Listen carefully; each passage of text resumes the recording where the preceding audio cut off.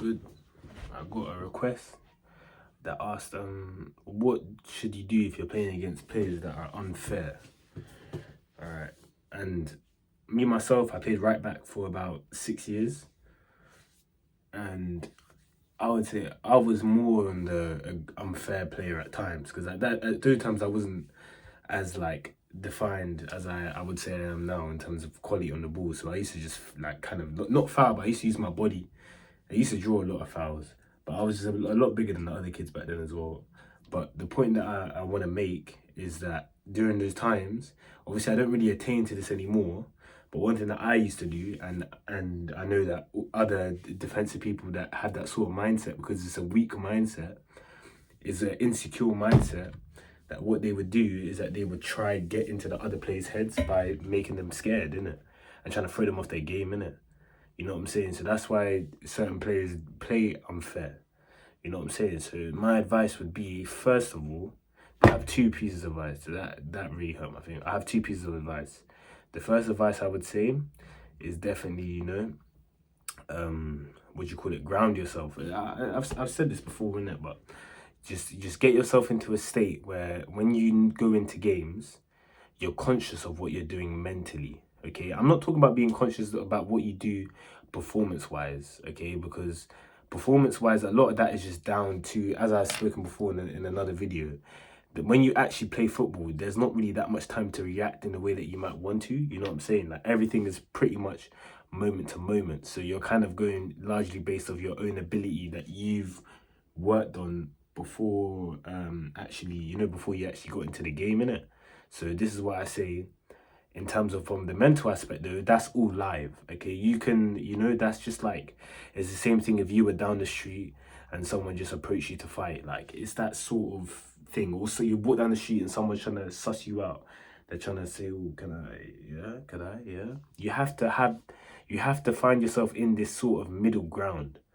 Okay, and what I call this middle ground is where you're the type of, like, not person, but you have this sort of energy about you in which you understand that, okay, I'm always ready to get down, but I'm not going to get down in a football game because it's not appropriate. I'm going to get down if I need to get down, and when you need to get down is when you need to protect yourself.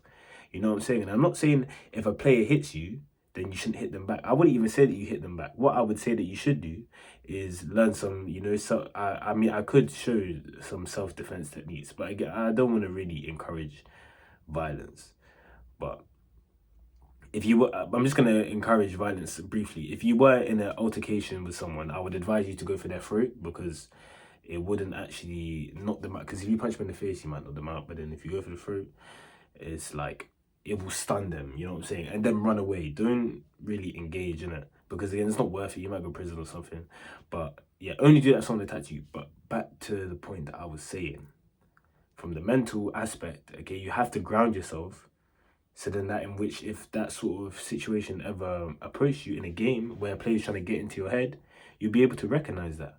And if you want to know how to like have that sort of recognition, you just have to become more conscious of yourself, bro. And I would say the best way to do that is through something called self-introspection, okay? And that is where you kind of just, down to the real wire is where you look at your own life and you realize the things that get you upset and you realize the part of your life that you want to change. Maybe you do certain habits or something like that that doesn't really sit right with you. And your food as well. I should have a new channel coming soon talking more about diet. Once I get a kind of understanding of the sort of thing I want to push out, I'll get that already in it. But yeah, I just wanted to just say, like, it's more from a grounding position mentally. If you're able to ground yourself mentally, then then those sort of, things doesn't really, they won't want to do that to you because they will look at you and they'll realize and see that you're completely focused on the game. You know what I'm saying? In the moment, you're focused on the game. That's the most important part. I'm not talking about being focused on the game when you're sat here in your room. You know what I'm saying? Because them moments you're supposed to chill. You know what I'm saying? And maybe do self-introspection as well.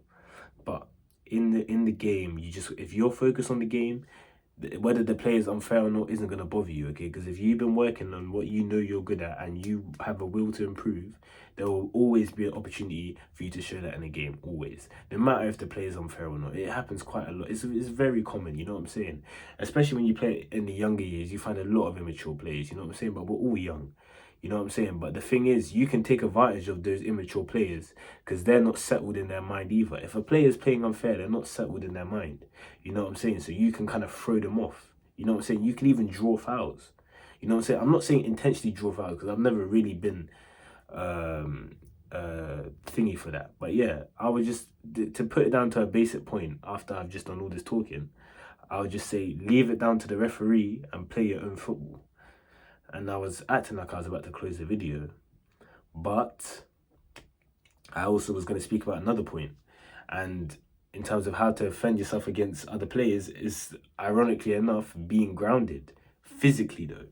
And I have another video where I kind of showed that in terms of being grounded, in terms of how you stand. Like you basically sink yourself into the ground kind of thing.